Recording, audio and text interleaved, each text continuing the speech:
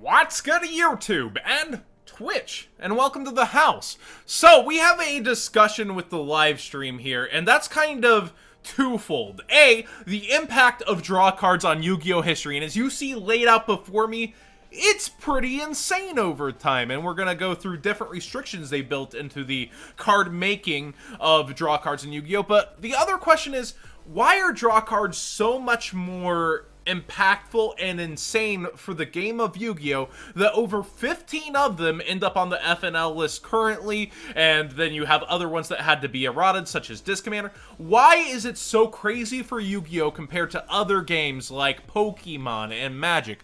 Well, I think the biggest thing for Yu-Gi-Oh! Is that there's not really too much of a cost for drawing. Like, in Magic, you usually have to pay mana for something, and that gives up other things you could have done within the turn, and what you're drawing requires mana cost as well, similar in Hearthstone.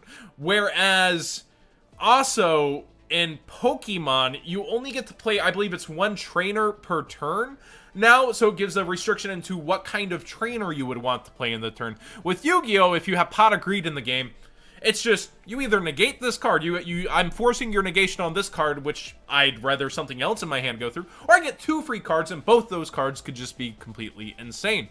Graceful Charity, maybe even more powerful in this day and age, allowed you to draw 3 cards and discard 2, thus replacing itself, and while there's not a net +1, now so many cards do things in the graveyard, and even back in the day you wanted to get things in the graveyard as well. It's just improved over time in how graveyard resources work in the game. Pot of Avarice is actually back in the OCG, but what would be really insane about it in Master Rule 4 is being able to link climb, link climb, link climb, and then just replenish your extra deck with all these cards that you bothered to link climb with. Sixth Sense is one of our only traps, I think, on the FNL list that does draw power, and it's pretty crazy in the fact that you could just mill a ton or you could draw a ton. Either way, it's highly rewarding for certain decks. Chicken Game, that cost of 1,000's nothing for self-replacement. It allows you to just thin the deck. That's how crazy it is for Yu-Gi-Oh! Compared to the other games. These 2 cards end up at 1 and at Forbidden just for thinning the deck, allowing you to play less cards, thus getting to your core strategies. They do not net you advantage, they simply give you blank slots for either taking 1,000 or gaining 1,000. And in the case of Chicken Game, you could play Terraforming to grab it, thus thinning your deck multiple slots by playing it. But that's realistically their purposes. One Day of Peace is at 1. You actually give your opponent a card in this case, but you buy yourself an extra turn because it reads that until the end of the opponent's next turn, you're not taking damage. So you get your draw, your opponent gets a draw, but then you're almost guaranteeing another turn, which is another draw. Pantheism is a Monarch card, so you get into, they try to give you back Pot of Greed, but archetype locked in a lot of senses, to where this is, you have to send a Monarch spell or trap from hand to graveyard, so it's a 2 for 2, you don't net the advantage there, but then you can banish this card and get a Monarch card from your deck, and that's where you net your advantage. Card Destruction finds itself at 1, and many people freaked out when it came back, and I'm still a little freaked out that it's in our game, but both players end up discarding their hands and then drawing the same number of cards, so again, your opponent gets an extra card in this scenario, but if this was at 3, it would really help degenerate strategies end up getting to further draw power and combos. Card is safe return. Insane. The ability for a monster to be special summoned to the field from graveyard and draw a card is just free resources in certain decks to where you'll be able to turbo off faster. More recently, this might be one of our most recent forbidden cards that's draw power. Slash Draw basically created an FTK in the game alongside our Linky Boy Saryuja. So you would essentially end up stacking your deck and getting it to the bottom through legal means, stack the deck. And you would end up drawing the perfect amount of cards to be able to draw Slash Draw off Slash Draw and win the game. Dragon Ruler format. Super Rejuvenation is more of a typing lock card, so you'll see them experiment in Yu-Gi-Oh! And lock draw power to not only typing, but levels and all sorts of things in order to allow decks to function. And this ended up way too powerful with Dragon Rulers and would still be way too powerful today.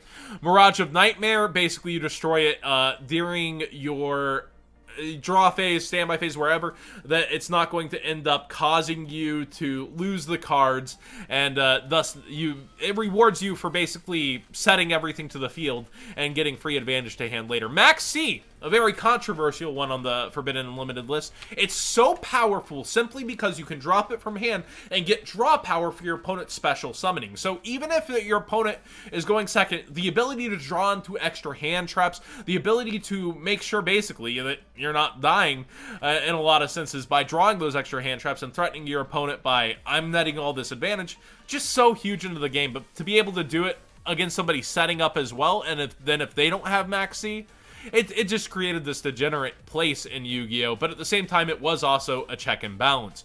It needs to be at 0 or at 3. There was a time where this was actually at 1 on the list, and just not healthy. Shared Ride is basically very similar to Max C in how it works, but instead of special summoning, it's adding cards, so a lot of strategies now have to continue to add cards in order to continue their turn. But the thing is, this can't just drop out of the hand when you're going second.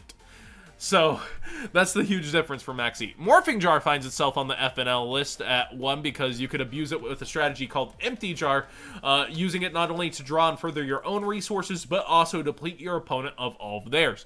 Disc Commander was on the FNL list, just for being able to draw 2 cards on its special summon from graveyard, so theoretically you'd have to be getting it to graveyard somehow, and then reviving it. Well, there's an in-archetype draw card called Destiny Draw, and it just became way too powerful with how it worked in the game. Now, in the Xyz era, we had Daigusto Emerald, which did make it to the Link era. Being able to use its second effect to revive Links is actually what got it banned, funny enough. But it was pretty balanced draw power and recycling power for Duelist. But its ability to bring back a Link 3 normal monster, you target a non-effect monster in your graveyard, special summon it, is actually what ended up getting it hit along with Firewall looping. So it would be interesting to see if it could come back to 1 now.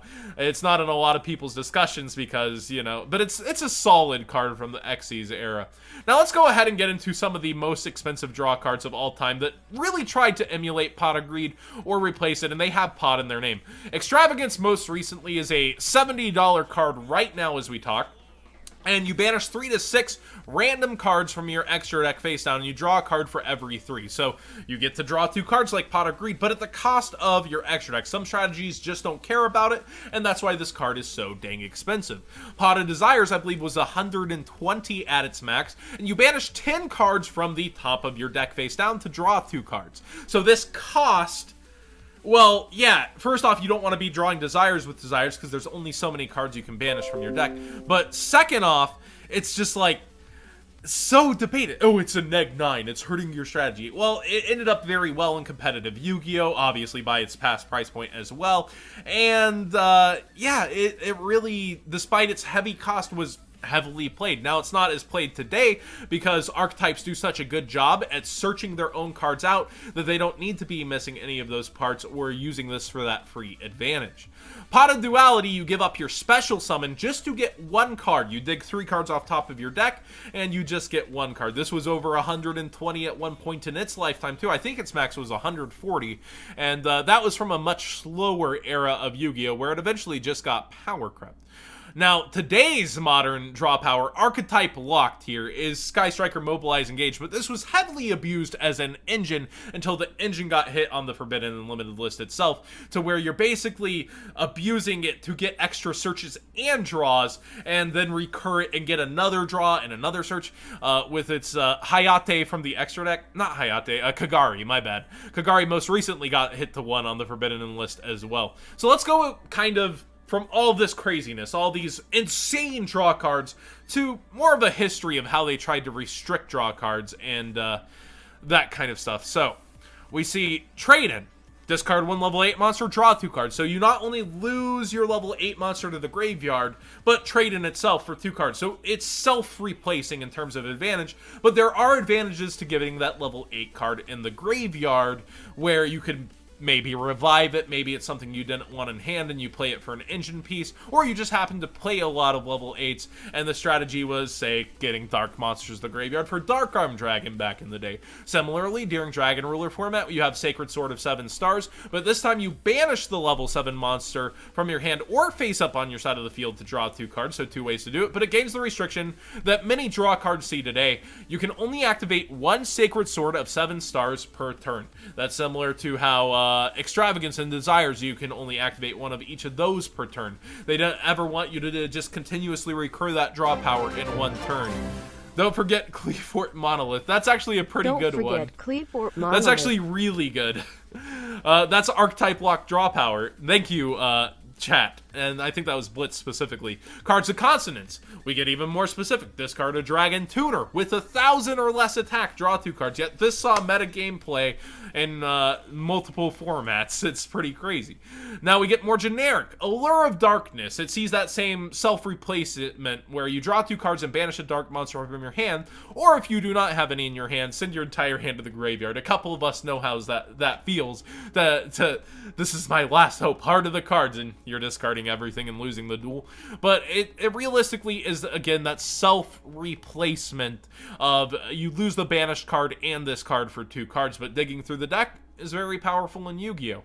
And it helps a lot. Archetype locked very similarly. Solar Recharge, you discard a Lightsworn monster and draw 2 cards, and then send the top 2 cards of your deck to your graveyard. A lot of Lightsworn cards you want to mill, and you want to fuel the graveyard for Judgment Dragon with multiple Lightsworns, so it goes with the strategy. It's to specifically help this strategy and none other, but you would see Lightsworn end up as an engine with Charge of the Light Brigade to mill cards for other decks in Search, rather than Solar Recharge because of how specific it was. This restriction was very good at keeping Lightsworn out from becoming some kind of draw engine. But Destiny draw, oh man, Darks just ended up working so well with other decks, and that's why Malicious even today is at 2, thanks to Link Summoning. But you would basically want to discard a Destiny hero and draw 2 cards, so that's self-replacing system, but then get advantage off the one that you discarded. So Malicious would banish, and you'd get the other one free. So you're now +1 and 2 cards further through your deck to your core strategy. This is a funny engine. The Bamboo engine wasn't good forever, but it eventually did see meta play and uses. So Golden Bamboo Sword, you have to control a Bamboo Sword to draw 2 cards. So if you have Bamboo Sword out, hey, you can start to draw 2, because you can play 3 Bamboo Swords. Pot of Greed is back, baby. And then when Cursed Bamboo Sword came out in NECH, Next Challengers, I believe, you had a way to search it through Foolish Burial Goods. Search a bamboo card, any bamboo card, so the draw piece or the equip, whichever you were missing. So this actually became a pretty good way to draw cards for a little bit, but it's still super specific and doesn't see too much play. And archetype drawing, modern day, True Draco Heritage, you're basically able to draw cards equal to the different types, monster, spell, and traps that you send to the graveyard in a turn. So you basically have to play your turn out in order to get draws from True Draco Heritage, but it's searchable by diagram, it's searchable in archetype. It also has an effect that lets you tribute this card basically for its monsters. It's insane. It's pretty good, giving extra tribute summons on top of its draw power, and also destruction. But again, archetype block so it doesn't become abused elsewhere. Konami's very clever now at crafting and restricting, but the cards remain very good. Mori of Greed, shuffle 2 water monsters from your hand to the deck, draw 3. They wanted to make sure you're not loading your graveyard for future use, so they end up back in the deck. They really experimented a lot. Another card that allows you to draw 3, but this one is actually +2, is Beginning of the End here. If there are 7 or more dark monsters in your graveyard, banish 5 dark monsters from your graveyard to draw 3 cards. Think of how much work that takes, but in modern Yu-Gi-Oh! Definitely it got abused. In Billy Break's actually win at Dallas, he managed to use this in a 60 card deck that took advantage of it. And in modern day, the Slash Draw FTK and Danger Dark World decks took advantage of it. You link away everything with Saryuja, you get a ton of darks in. So despite this heavy restriction and not being, once per turn obviously helps, you're able to just basically turbo through your deck and recharge your hand as you're drawing almost out of cards. Sylvan Charity is another one of those that replaces advantage. Archetype locked, it saw its day in the meta. Reckless Greed's an interesting one. So it's one of the only purple cards on screen. It's a trap card, and you draw 2 cards, but you skip your next 2 draw phases. You need this in slower decks that are going more back and forth, such as Paleozoics abuse this, to where they would also get a extra piece of free advantage by summoning a Paleo from grave off of it, or burn decks that really were like gonna play other draw power to continue through those extra turns, or defense, such as Threatening Roar and Battle Fader to make extra turns. It's used in slower strategies. This is one of the craziest restrictions on draw power in Yu-Gi-Oh! Sekka's Light. You're willing to give up playing any other spell and trap in all of Yu-Gi-Oh! In multiple decks just to draw 2 cards and then also get 1 card fixed in your hand per turn. And it's a hard once to return on activation. You can't play 2 Sekka's Lights in a turn. This is probably one of the craziest designs to show that people are willing to give up all of that just for a couple of draws. That's how crazy it is in Yu-Gi-Oh! Card of Demise, you give up doing damage for the rest of the turn, so you can do the battle phase and do this after. And special summoning, which is huge to Yu-Gi-Oh! In order to play this. It finds its home in decks like True Draco, where you can tribute summon a ton extra and bypass the special summoning mechanic, but people wanted this forbidden for a very long time, and it's kind of phased out. People don't cry for it to be on the ban list as much anymore, but nobody ever truly forgets how much they hated this card for a while. Metal Foes Fusion is an example of a card that people actually play this just for its draw attribute. It's a fusion card that allows you to fusion summon Metal Foes monsters, but it's not used for that. Foolish Burial Goods can send this from deck to graveyard, or you can mill it and then get a free draw by shuffling it back into the deck. While it's a complete brick to draw, and you'll have to use it as discard fodder for something like a Nightmare from your extra deck, yeah, people end up playing this despite that, just to be able to get that extra spell in the grave for Sky Strikers, or, you know, they're willing to mill it in a Lightsworn deck. It's crazy. Old school draw power, Dark World Dealings has seen multiple times in the meta, and of course you can get the advantage, like from Destiny Hero Malicious, from being discarded. But your opponent also gets that same advantage, so you just have to play more cards that will get advantage off being discarded, such as if you discard this card, hey, you're actually going to make it back to even, like your opponent, because you inherently lose a card playing Dark World Dealings. The Dark World Dealing itself, and then you self-replace a card. You need to find extra advantage, but it's worth it to turbo through your deck in some strategies. We're here with the degenerate ones. Royal Magic Library and Into the Void pretty much only see play in FTKs. Yeah, so this Into the Void is willing to lose your whole hand at the end of the turn, and guarantee you have no hand traps, etc., in order to draw 1 card as long as you have 3 or more in hand. So it's also useless if you're drawing low on cards and still using your draw power. And Royal Magic Library allows you to continue drawing cards as long as you can activate 3 spells. For each 3 spell counters, you draw cards.